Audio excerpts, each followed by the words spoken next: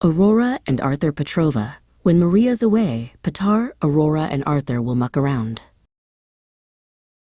The date is Friday, March the 24th in 2017 at 18 Haraway, where the grass is lush and green.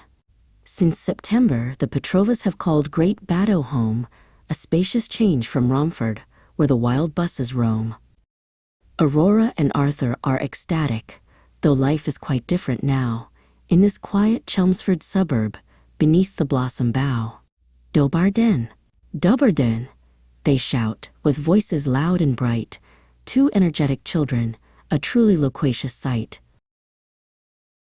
Yet Aurora feels a pang for the former life she knew, for Flat 74, Charrington Court, and the London View. She longs for the cacophonous streets and the red TfL buses, away from this silence and the local quiet hushes. She misses the 165 that rattled past her door, and the 252 that she doesn't see much anymore. The transition to Chelmsford feels like a precarious climb, as she reminisces about her old life, one bus at a time. She misses Mr. Andrew Norman at Harrow Lodge Primary School, where the playground was vibrant and the lessons were never dull. In Havering, the rhythm of the city felt fast and grand. Unlike this rural stillness she struggles to understand. It's an eyesore here, she sighs, a petulant, small lament, though she knows her parents' choice was surely well intent. Her pink glasses slide down as she stares at the quiet lane, feeling a momentary sense of melancholy and soft disdain. Today, their mother Marija is away in Ipswich town at a church retreat for peace where the Holy Spirits come down.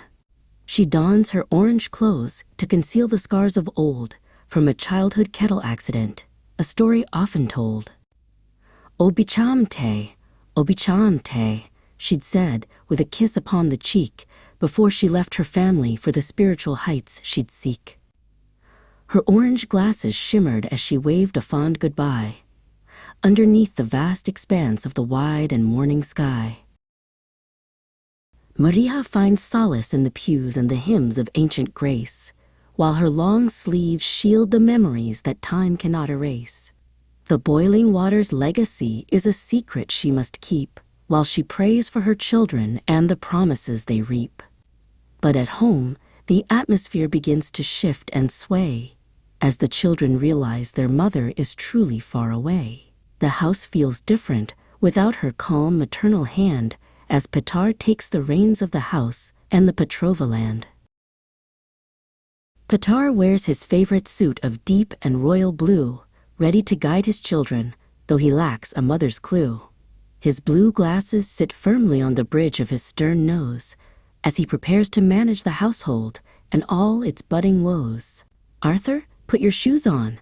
Aurora, find your coat. We have a busy itinerary, he says, beginning to gloat. Arthur grumbles loudly, his green glasses reflecting the light, prepared to be a challenge and start a playful tiny fight. Come now, Petar cries. We must proceed with great haste. There is an itinerary to follow. There's no time to waste. They climb into the Audi, the red 2009, a precious A3 model that sparkles in the shine. Aurora climbs into the back with a sigh of soft despair, while Arthur kicks the seat and tosses his messy hair. The leather seats are cold, but the engine starts to hum as the Friday afternoon adventures finally become. Vroom! The engine groans as they drive to the village surgery. Petar has an appointment, a medicinal urgency. He navigates the roundabouts with a scrupulous, careful eye, while the clouds of Chelmsford gather in the late afternoon sky. The car is a capsule of energy, a cacophony of sound, as the Petrova family travels across the village ground. Petar tries to maintain his equanimity and poise, despite the rising volume of the children's rowdy noise.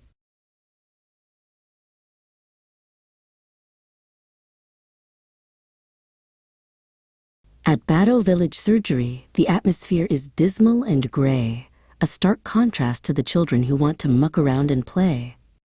Arthur is a fish out of water, His behavior is substandard. He ignores the quiet signs as if they were never commanded. Arthur, sit still. Petar commands with a voice of firm decree. I need you to behave with the utmost civility. But Arthur is restless, his green glasses sliding to the tip, as he prepares to let another petulant comment slip.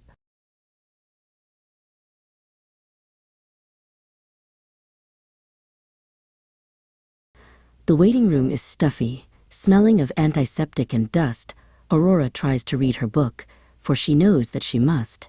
She watches the clock on the wall as the minutes slowly crawl, wishing she were back in Romford, or anywhere else at all. She adjusts her pink glasses and tries to block out the hum of the flickering light above and the boredom that has come. The air is thick with waiting, a heavy, stagnant weight, while they anticipate the doctor and their medicinal fate.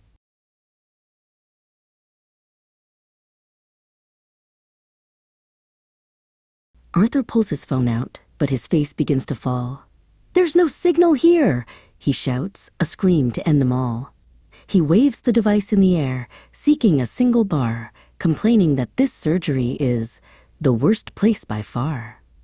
His green glasses are foggy as he huffs a breath of rage, like a wild, trapped animal inside a digital cage. Petar sighs in exasperation at his son's dramatic display, wishing the appointment would simply get underway.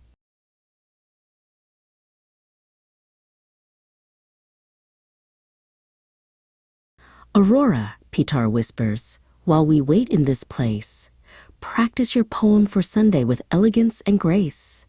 It is Mother's Day this weekend, a time for church and song, and Aurora must be perfect, for the service will be long. She pulls out a crumpled paper, her eyes beginning to shine, as she prepares to recite the verse, line by holy line. Petar listens intently, his blue glasses catching the glare, as a sense of quiet duty fills the antiseptic air.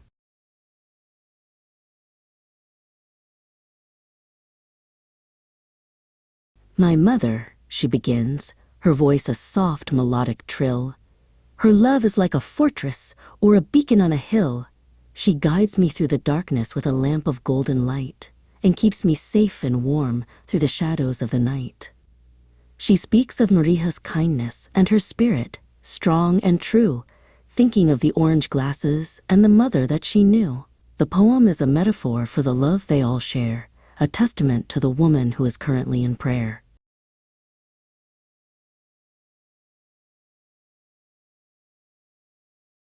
Petar nods his head in rhythm with his daughter's clear speech, proud of the high standards he knows she can always reach. Very good, Aurora. That is exemplary work indeed. A performance of that caliber is exactly what we need. He thinks of the congregation and the Bulgarian community who will gather at the church in a spirit of unity. This Sunday will be special, a celebration of the heart, and he is determined that his children will play their proper part.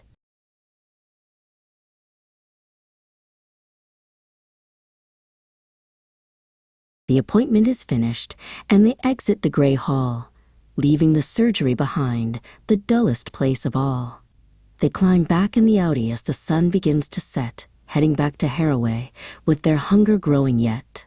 I'm starving, Arthur bellows. I could eat a whole entire cow. Petar laughs and starts the car. We're going home right now. The drive is much quicker as they race the evening light, returning to their sanctuary before the arrival of night.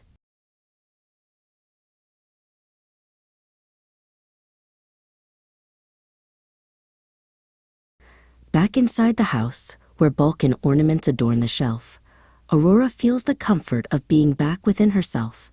She sees the Cyrillic script on the icons on the wall and the Latinized phrases that hang within the hall. The house is a tapestry of their heritage and their pride, with memories of Bulgaria tucked safely deep inside. She touches a ceramic vase with a pattern red and gold, appreciating the story that the Petrova family hold.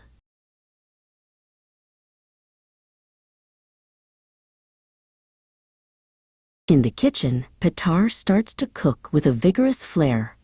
The scent of rich paprika begins to fill the evening air. He is making yania, a stew that's thick and bold, a traditional recipe that is many centuries old. He chops the onions finely, and he stirs the bubbling pot, making sure the temperature is perfectly and truly hot. His blue glasses steam up as he leans over the stove, preparing the delicious meal for the family that he loves.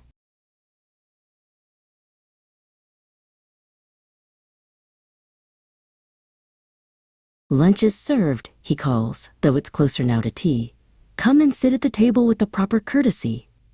The yania is steaming, a deep and vibrant red, served with thick slices of crusty, white and fresh-baked bread. But Arthur looks at the bowl with a look of pure disgust, a petulant rebellion that he feels is only just. I don't want stew, he whines, with a face that's long and sour, testing Petar's patience in this hungry evening hour.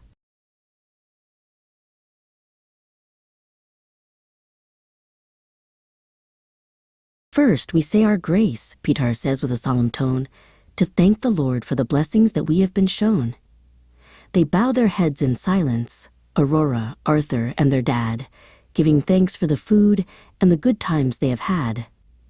Lord, bless this yania and the hands that prepared the feast. May your peace be upon us, from the greatest to the least. Aurora says amen, with a whisper soft and sweet, while Arthur remains silent, staring down at his own feet.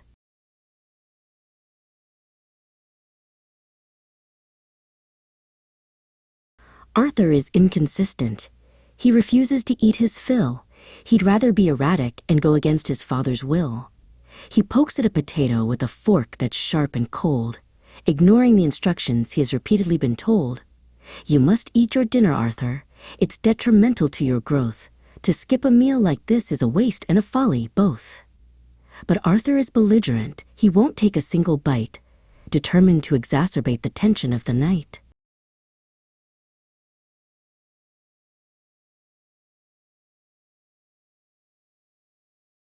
Now, reading time, Petar declares. A chance to review, Aurora. Ditch that schoolbook. I have something else for you. That Oxford Reading Tree is far too simple for your age. You need a greater challenge on every single page. He pulls a heavy volume from the shelf with a look of glee.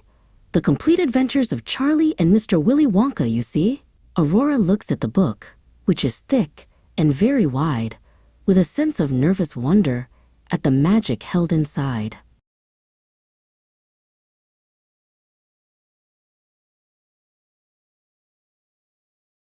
Read it aloud to me, with a voice that's loud and clear. Let the loquacious prose fall upon my waiting ear. Aurora opens the book and begins to read the tale of a chocolate factory where the wonders never fail. She finds the advanced vocabulary a challenge for her mind, but she loves the whimsical secrets that she's starting to find. Petar listens closely, his blue glasses perched just right, as the story of Charlie Bucket fills the room with pure delight.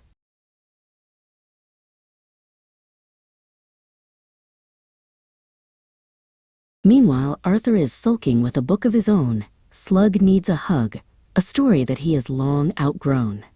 He finds the simple pictures to be a personal insult, and his rising frustration has a very bad result. He hates the happy slug, and he hates the rhyming lines, as his sense of naughty mischief rapidly and darkly twines. He looks at the colorful page with a look of pure disdain, feeling a surge of anger that he cannot quite restrain.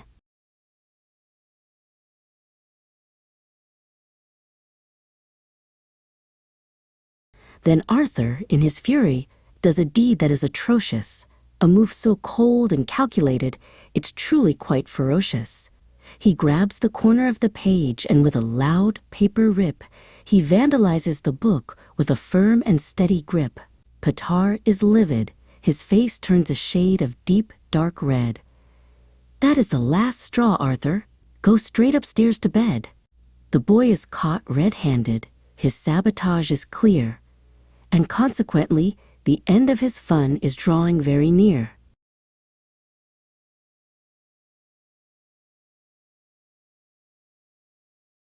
To add insult to injury, the evening takes a turn as Arthur sits in darkness with a lesson left to learn. Aurora and Petar sit down for a treat that is divine, strawberry jelly and vanilla ice cream smelling like sunshine. Arthur is barred from the kitchen, his dinner is revoked, while Aurora eats her pudding, her appetite provoked. Honor thy father, Petar says, and follow every rule. As the quiet returns to the house, and the March night grows cool,